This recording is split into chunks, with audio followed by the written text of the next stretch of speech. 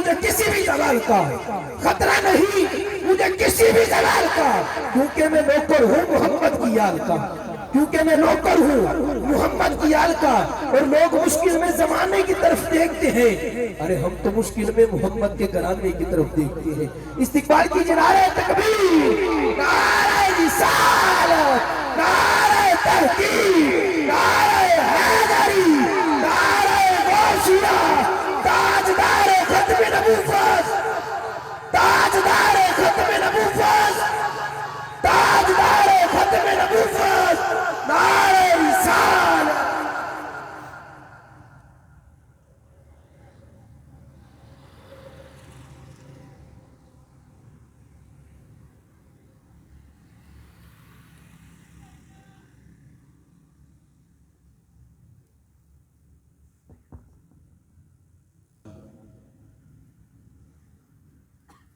الحمدللہ جل وعلا،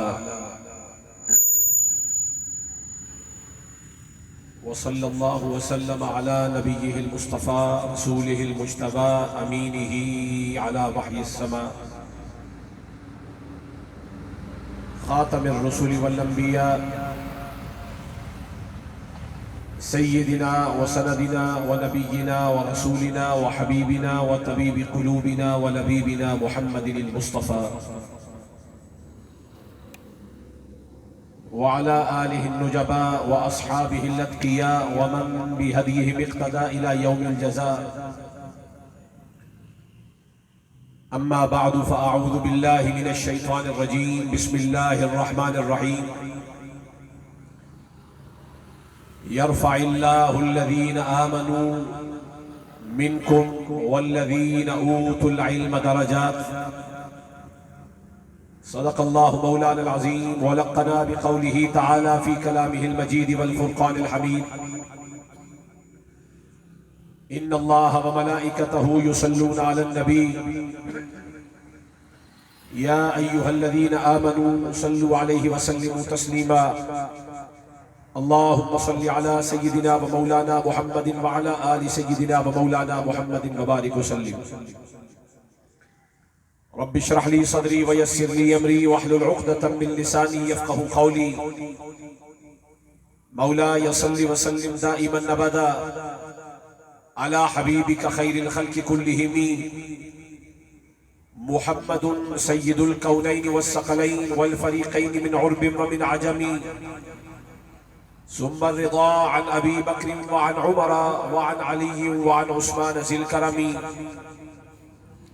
وكلهم من رسول الله ملتمس غرفا من البحر او رشفا من الديم.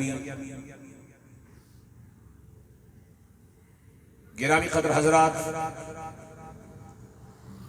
برادران اسلام، واجب الاحترام سادات کرام، علماء عظام، حضرت علامہ میاں محمد اصغر صاحب شرق پوری دعوت برکاتہم القدسیہ، آج کی یہ وقیع محفل و مجلس کہ جس کا تعلق مولود کعبہ امام المتقین سید المؤمنین اخی رسول زوج بطول صاحب حلتا مولا کائنات مولا مرتضی علی کرم اللہ وجہ الکریم آپ کی ولادت کے جشن کے اعتبار سے ہے. زیادہ وقت آپ کی سماعتوں کو زحمت دینا مقصود نہیں اور تمہید کا وقت بھی قطن نہیں. قرآن کریم کی جس آیت کو تلاوت کرنے کا شرف حاصل کیا، اللہ تعالیٰ ارشاد فرما رہا ہے یرفع اللہ الذین آمنوا منکم والذین اوتوا العلم درجات، کہ اللہ بلند فرما دیتا ہے تم میں سے ان لوگوں کو جو ایمان والے ہیں. سبحان اللہ. یہ قرآن کریم کی آیت کا ترجمہ جب آپ سمجھ لیں گے تو پھر اس پر جو حاشیہ اور تفسیر اور تشریح میں جو حضور کی احادیث سے کچھ معروضات پیش کروں گا، آپ کو لذت بھی آئے گی، ایمان کو حلاوت بھی نصیب ہوگی، اور جن کے دلوں میں مولا علی کا اور حضور کے اہل بیت کا پیار ہے ان کے دلوں کو اللہ جلا عطا فرمائے گا۔ آپ جتنے حضرات بیٹھے ہیں اس سے کہیں زیادہ تعداد میں اللہ کے فرشتے اس محفل میں موجود ہیں، اور یوں بھی ہم جتنے ہیں اس کی تعداد کو 2 سے ضرب لگائیں، کیونکہ ہمارے کندھوں پر کرامن کاتبین بھی ہیں، وہ بھی اس وقت ذکر حیدر کرار سن رہے ہیں، اور آپ حضرات کا ذوق بھی دیدنی ہے۔ اللہ آپ کو سلامت رکھے۔ قرآن کریم کی آیت میں اللہ فرما رہا ہے یرفع اللہ الذین آمنوا منکم، جو ایمان والے ہیں اللہ انہیں رفعت عطا فرماتا ہے، انہیں بلند کر دیتا ہے، انہیں عروج عطا فرماتا ہے، اور والذین اوتوا العلم درجات، اور یہی نہیں کہ صرف ایمان والوں کو اللہ بلندی عطا فرماتا ہے، بلکہ فرمایا جنہیں اللہ علم عطا فرماتا ہے اللہ انہیں بھی عروج عطا فرما دیتا ہے۔ تو یہ 2 چیزیں اس میں ظاہر ہوئی کہ ایمان بھی باعث عروج ہے اور علم بھی موجب عروج ہے۔ جسے اللہ نے علم دیا، علم بھی پرواز دیتا ہے، ایمان بھی بندے کو پرواز دیتا ہے۔ کیا بات، لیکن بارگاہ مصطفیٰ میں ہاتھ جوڑ کے ہم یہ عرض کرتے ہیں آقا آپ سے بڑا مفسر قرآن کوئی نہیں، اس آیت میں جو منشاء الہی ہے وہ ہے کیا؟ تو حضور بھی یہی فرما رہے ہیں کہ عالم کا مقام جاننا ہے تو سن لو، فضل العالم علی العابد کا فضلی علی ادناکم۔ فرمایا عالم کی فضیلت عابد پر، نمازی پر، پرہیزگار پر، وہ جو سنتیں ادا کرتا ہے، وہ جو مستحبات ادا کرتا ہے، وہ جو واجبات ادا کرتا ہے، وہ جو فرائض ادا کرتا ہے، جو عبادت گزار ہے، ایک عابد کے مقابلے میں عالم کا مقام اتنا بلند ہے، حضور فرماتے ہیں جتنا تمہارے ادنا آدمی پر مجھ مصطفیٰ کا مقام بلند و بالا ہے۔ سبحان اللہ۔ جس طرح عام فرد امت محمدیہ پر رسول اللہ کو اللہ نے عظمت عطا فرمائی، حضور خود فرما رہے ہیں کہ عابد کے مقابلے میں عالم کو اللہ نے یہ مقام عطا فرمایا ہے۔ اور دوسری حدیث شریف میں حضور فرماتے ہیں فضل العالم علی العابد کفضل القمر لیلۃ البدر علی سائر الکواکب۔ فرمایا 14ویں کی رات ہو اور چاند پوری آب و تاب سے چمک رہا ہو اور اس کے گرد و پیش میں ستارے بھی موجود ہو، لیکن 14ویں کی رات کو چاند کو ہی لوگ دیکھتے ہیں، نگاہیں چاند پہ ٹک جاتی ہے، ستاروں کو کون دیکھتا ہے؟ فرمایا جس طرح 14ویں کی رات ستاروں پر چاند کو فضیلت مل جاتی ہے، اسی طرح عابد پر اللہ عالم کو فضل عطا فرما دیتا ہے۔ سبحان اللہ۔ آپ یہ سوچ رہے ہوں گے کہ رات مولا علی کی ولادت کی جشن کی ہے، یہ عالم اور عابد کا ذکر کہاں سے آ گیا؟ میں نے کہا عام عالم کا یہ مقام ہے اور عام عالم کی یہ شان ہے، تو جس عالم کو شہر علم کا دروازہ مصطفیٰ نے لگایا ہوگا،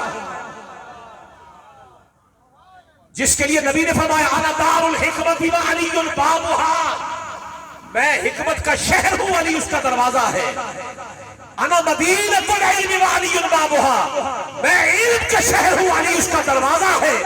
میں نے کہا حدود شہر علم کو مصطفیٰ نے متعین کیا اور شہر علم کو مکمل کر کے جسے دروازہ لگایا ہے اس کا نام علی المرتضیٰ ہے۔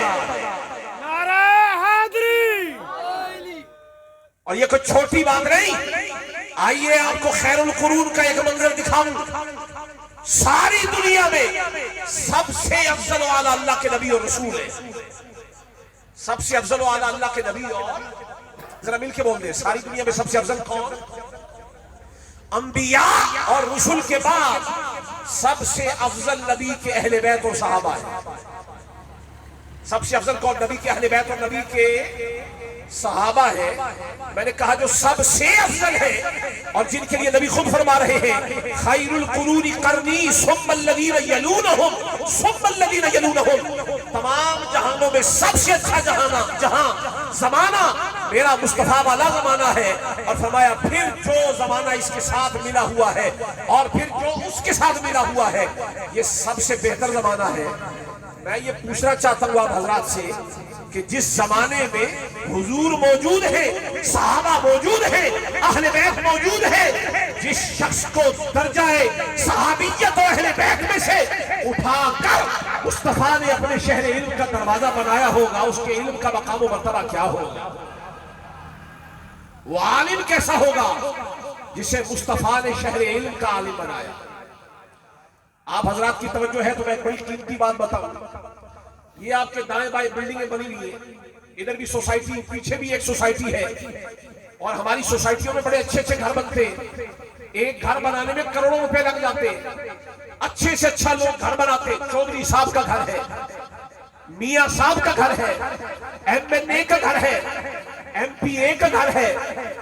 جب کسی کا گھر عالیشان تعمیر ہو جاتا ہے، گھر مکمل ہو جانے پر وہ اپنے گھر کا دروازہ اتنا شاندار لگاتا ہے تاکہ آنے والا دیکھے اور دیکھ کر دروازے سے ہی گھر کی شان و شوکت کا اندازہ ہو جائے۔ سبحان اللہ، میں درست کہہ رہا ہوں کہ نہیں؟ سبحان اللہ۔ بولیے ذرا بلند آواز سے۔ جتنا شاندار گھر ہوتا ہے دروازہ بھی اتنا شاندار ہوتا ہے۔ توجہ ہے آپ حضرات؟ یہ محفل 1 گھنٹے سے پہلے ختم ہو جائے گی، لیکن دیکھنا یہ ہے کہ محفل میں آنے والا حاضری تو لگوا گیا، لے کے کیا گیا ہے؟ اللہ، میں آپ کے سامنے تاجدار کائنات کی بات کر رہا ہوں، تاجدار ولایت علی مرتضیٰ کی بات کر رہا ہوں، اور بتائیے رہا ہوں گھر جتنا شاندار ہو دروازہ بھی اتنا۔ اب میں آدھا بولوں گا، آدھا آپ نے بولنا ہے۔ گھر جتنا شاندار ہو دروازہ بھی اتنا۔ اگلی پھر ذوق سے بولیے، گھر جتنا شاندار ہو دروازہ بھی اتنا شاندار ہوتا ہے۔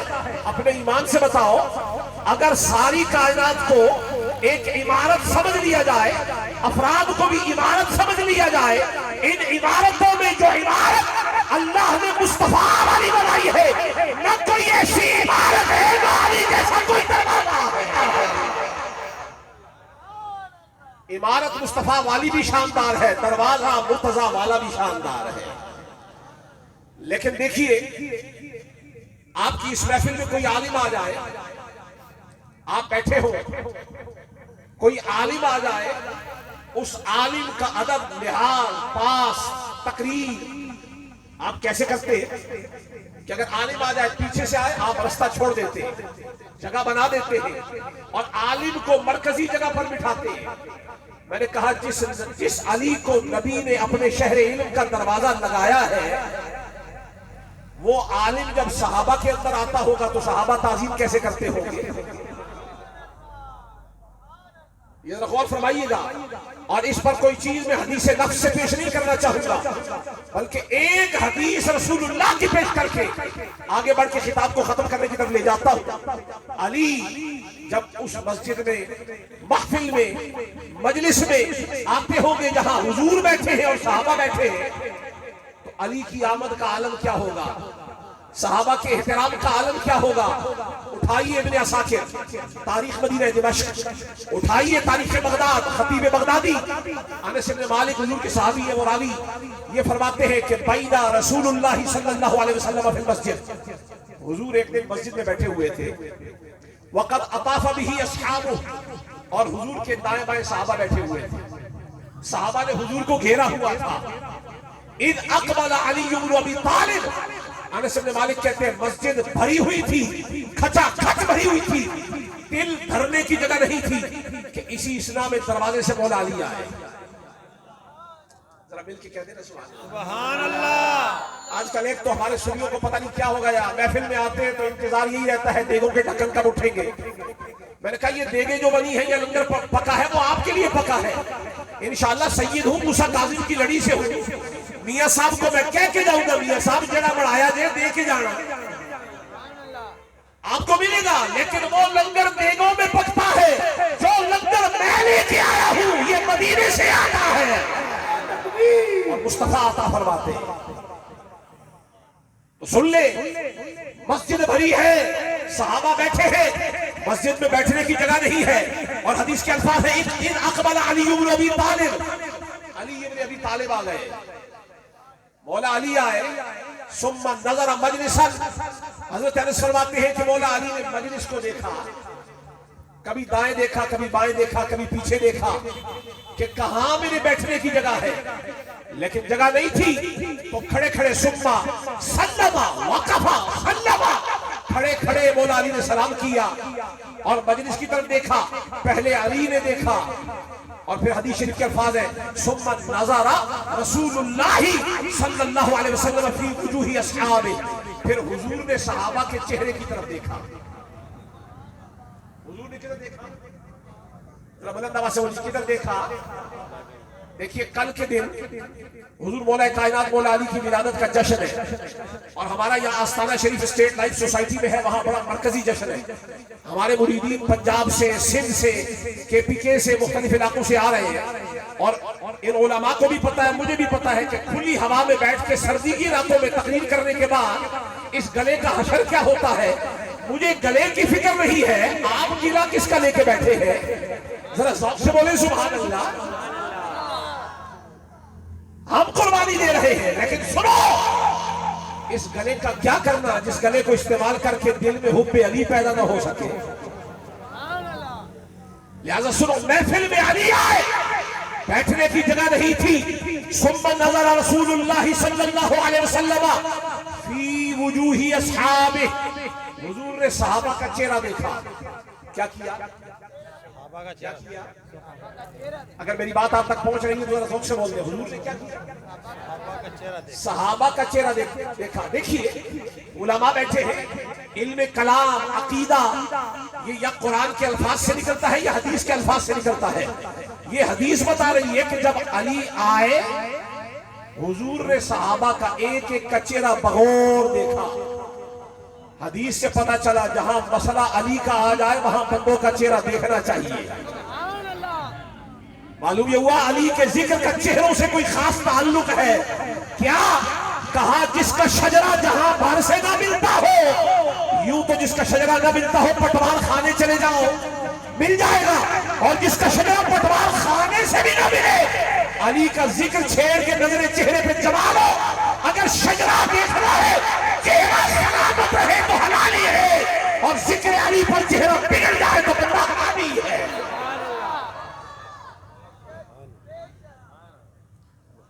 تو حضور نے چہرے دیکھے لیکن چونکہ صحابہ حضور کے تھے، علی سے پیار کرنے والے تھے، حضور نے چہرے دیکھے اور کیوں دیکھے؟ حدیث کے الفاظ ہیں ایہم یوسع لہ، حضور نے دیکھا کون ہے جو میرے علی کو جگہ دیتا ہے، سبحان اللہ، جو میرے علی کو بڑی قیمتی بات بتانے لگا ہوں اور مجھے وثوق ہے کہ یہ روایت اس سے پہلے آپ نے سنی نہیں ہوگی، سنیں اور لطف اٹھائیں۔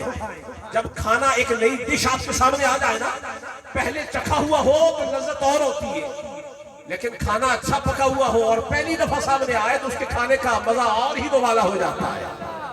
تو میں جو بات کرنے لگا ذرا غور سے دیکھیے، حضور نے صحابہ کے چہرے کو دیکھا، ایہم یوسع لہ، کہ میرے صحابہ میں سے کون میرے علی کے لیے جگہ چھوڑتا ہے۔ اسی مجلس میں حدیث کے الفاظ ہیں کہ جلسہ ابو بکر علی یمین النبی، ابو بکر حضور کی دائیں جانب بیٹھے ہوئے تھے، ابو بکر نے دیکھا کہ کسی نے جگہ نہیں چھوڑی تو فتزحزح لہ عن مجلسہ، حضرت ابو بکر اپنی جگہ سے کھڑے ہوئے اور کھڑے ہو کر کہا یا ابو الحسن ہاؤنا، ابو الحسن آپ کدھر بیٹھیں گے؟ جہاں ابو بکر بیٹھا ہے آئیے وہیں آ کر بیٹھ جائے۔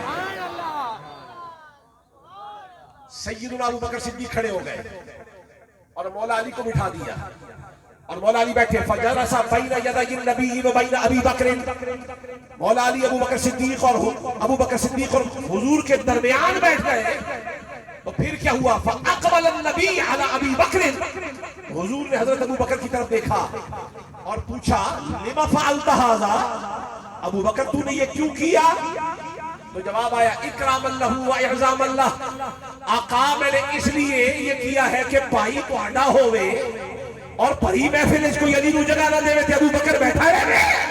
فرمایا یہ نبی کے بھائی کا اعزام ہے، یہ نبی کے بھائی کی عزت اور تقریب ہے، کہ جب یہ معاملہ ہوا تو اب حضور مسکرائے. حضرت انس بن مالک فرماتے ہیں کہ ہم نے دیکھا رأینا السرور فی وجہ رسول اللہ, ہم نے دیکھا کہ حضور کے چہرے پر مسکراہٹ تھی.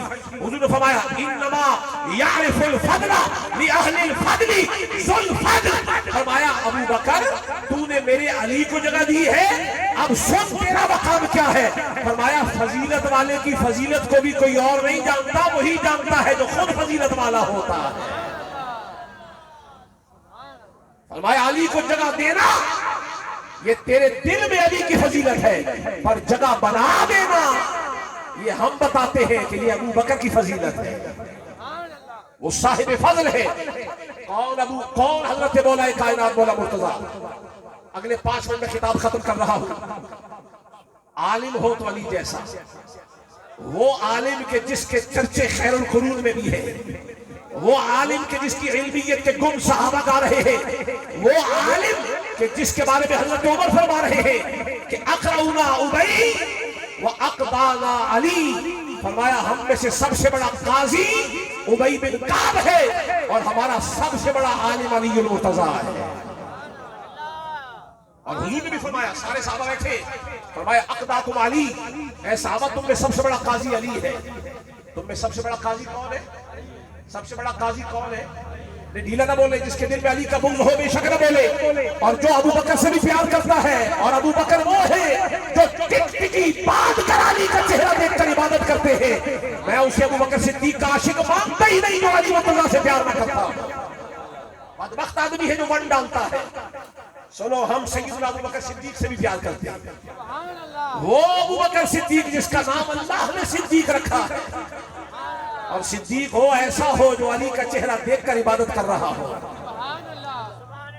اس لیے علی المرتضیٰ سے کھل کے پیار کرنا یہ اہل سنت کا شیوا اور شعار اور وتیرہ ہے. یہ غیروں کی روش نہیں ہے, یہ اہل سنت کا طریقہ ہے. اگر تم علی کو چھوڑ دو گے کوئی اور اپنا لے گا تو پھر یہ غلطی تمہاری ہے, جرم تمہارا ہے.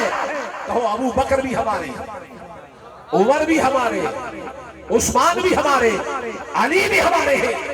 لیکن ایک بات کر کے بات ختم کر رہا ہوں.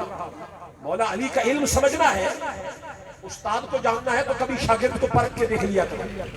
میں علی کے ایک شاگرد کی مثال آپ کے سامنے رکھ رہا ہوں. نام ہے عبداللہ ابن عباس. دینا سبحان اللہ نہیں, ذرا بلند آواز سے سبحان اللہ.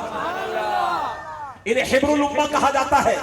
حضور کے امزاد ہیں, چچا کے بیٹے ہیں, اور حبر الامہ مفسر قرآن ہے. ان کا مقام کیا ہے؟ وہ فرماتے ہیں لو ضاع علی عقال بعیر, اگر میرے اونٹ کی رسی گم ہو جائے تو میرے پاس علم قرآن ایسا ہے لوجدتہ فی کتاب اللہ. میں گلیوں میں نہیں ڈھونڈوں گا, میں قرآن کھولوں گا اور قرآن مجھے بتائے گا میری اونٹ کی رسی ہے کہاں. یہ قرآن مجھے رہنما اور پیشوا ہو جائے گا کہ میرے اونٹ کی رسی کہاں ہے. میں نے کہا ہمارے ہاں تو رسی گم ہو جائے تو ہم لوگوں سے پوچھتے پھرتے ہیں. ابن عباس آپ قرآن سے پوچھتے ہیں, شاگرد کس کے ہو؟ جواب آیا علی کا. ابن عباس شاگرد کس کے ہیں؟ مولا علی کے. میں نے کہا جن کے شاگرد کی علمیت کا عالم یہ ہے کہ وہ رسی قرآن سے ڈھونڈ لیتے ہیں, ان کے استاد کا مرتبہ کیا ہوگا. اور اب بتاتا ہوں ان کے استاد کا مقام و مرتبہ کیا ہے. اٹھائیے قرآن کریم. ایک مقام پر قرآن کریم حضرت سلیمان علیہ السلام کی مجلس کا حال بیان فرما رہا ہے, اور حال یہ ہے کہ مجلس سلیمان میں ملکہ بلقیس, ملکہ سبا, اسلام قبول کر کے نبی پر ایمان لا کے سبا کے علاقے سے وہ حاضر ہونے کے لیے آ رہی ہے. مجلس سلیمان بیت المقدس میں لگی ہوئی ہے. حضرت سلیمان علیہ السلام کے دل میں ایک بات آئی. آپ نے فرمایا ہم یہ چاہتے ہیں کہ بلقیس ایمان تو قبول کر چکی آ رہی ہے, لیکن اس کے دل کو مزید پکا کرنے کے لیے میں یہ چاہتا ہوں کہ اس کا وہ تخت جو سبا میں چھوڑ کے آئی ہے, تم میں سے کون ہے جو وہ تخت لے آئے. بات سمجھ آ رہی ہے؟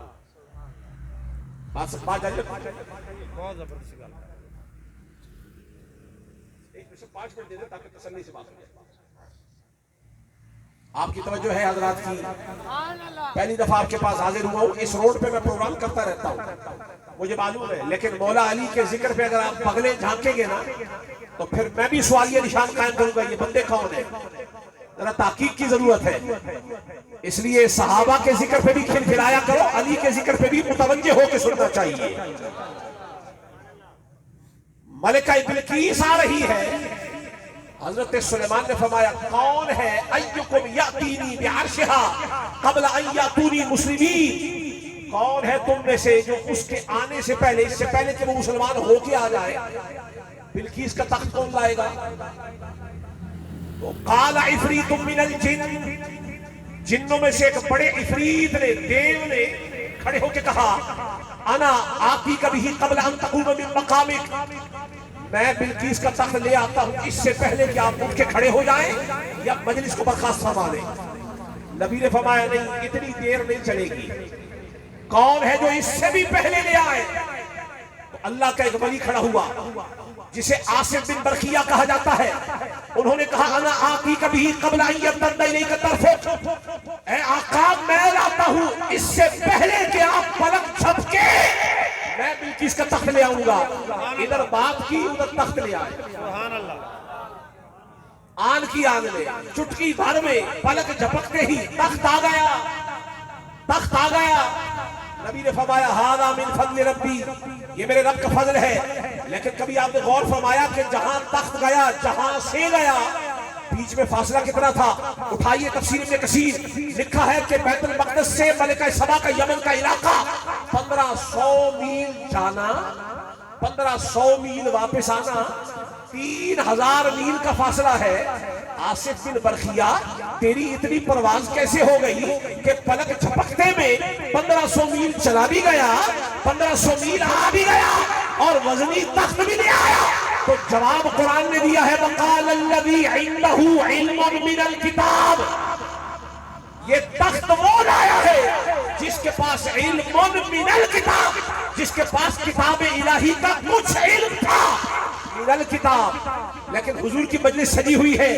صحابہ نے پوچھا یا رسول اللہ یہ جو قرآن کی آیت ہے قل کفی باللہ شہیدا بینی و بینکم ومن عنده علم الکتاب، کہ ہمارے اور تمہارے درمیان اللہ کافی ہے اور وہ کافی شہید ہے کہ جس کے پاس کتاب کا علم ہے. فرمایا جس کے پاس کچھ علم ہے وہ آصف بن برقیہ ہے، اور جس کے پاس علم کتاب ہے وہ علی المرتضیٰ ہے.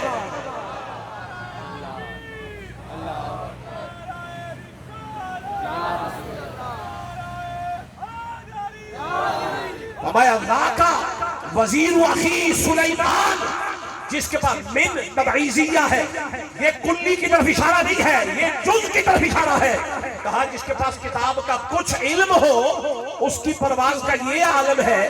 جس علی کے پاس علم تورات بھی ہو، جس علی کے پاس علم انجیل بھی ہو، جس علی کے پاس انجیل کا بھی علم ہو، زبور کا بھی علم ہو، اور جس علی کے پاس قرآن کا بھی علم ہو، اور وہ علی جو یہ فرماتا ہے کل آسمانی کتابوں کا لب لباب قرآن میں ہے.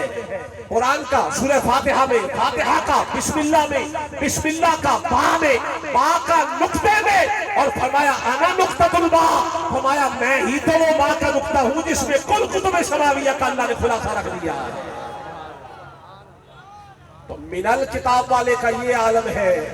تو وعنده علم الکتاب ومن عنده علم الکتاب، جس کے پاس کتاب کا علم ہے، من نہیں کتاب کا علم ہے، اس علی کا مقام و مرتبہ کیا ہوگا.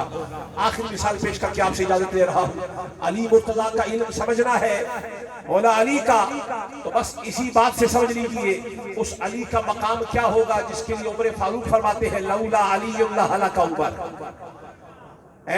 یہ علی نہ ہوتے عمر ہلاک ہو جاتا. یہ مقام و مرتبہ حضرت عمر فاروق نے خود ارشاد فرمایا علی مرتضیٰ کا ہے. دیکھیے یہ ہوا نہ ہو، آکسیجن نہ ہو، ہم سارے ہلاک ہو جائیں. آج کل کورونا کا مرض پھیلا ہوا ہے، آپ کے پھیپھڑوں کے اندر بلغم جم جاتا ہے، آپ کے پھیپھڑے بلاک ہو جاتے ہیں، کنجیشن ہو جاتی ہے، کلاگنگ ہو جاتی ہے، آپ کی یہ جو خوراک کی نالی ہے یہ بھی بند ہو جاتی ہے، سانس والی بھی بند ہو جاتی ہے. بلغم اتنا پھیل جاتا ہے وجود کے اندر کہ ساری رگیں آپ کی جامد ہو جاتی ہے، منجمد ہو جاتی ہے. اور آکسیجن نہیں آتی. جب بندے کو آکسیجن نہ آئے تو بندہ ختم ہلاک ہو جاتا ہے. سنو نا مولا علی کو حضرت عمر فاروق نے کہاں رکھا ہے؟ لولا علی لہلک عمر. عمر فاروق فرما رہے ہیں علی تو عمر کی آکسیجن ہے، یہ تو اتنی محبت کا عالم ہے، فرمایا علی نہ ہو تو عمر ہلاک ہو جائے.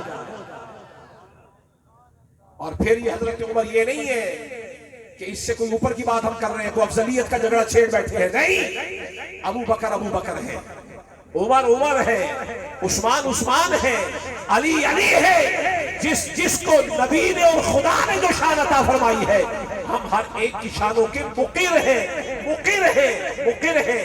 منکر نہیں ہے. اللہ تعالیٰ ہمیں پاکوں کی شانیں ماننے کی توفیق عطا فرمائے اور انہی کی محبت پر ہم سب کا خاتمہ فرمائے. میں میاں صاحب کو مبارکباد پیش کرتا ہوں اور معذرت سے آنے پر تاخیر بھی پیش کرتا ہوں. انشاءاللہ اللہ نے چاہا پھر کسی وقت مفصل کلام کے لیے انشاءاللہ حاضر ہوں گا. اللہ تعالیٰ ایسے پاک علماء کا وجود سلامت رکھے جن کے توسط سے عقیدہ صحیح اہل سنت تک پہنچ رہا ہے. وما توفیقی الا باللہ علیہ توکلت و الیہ انیب. السلام علیکم ورحمۃ اللہ.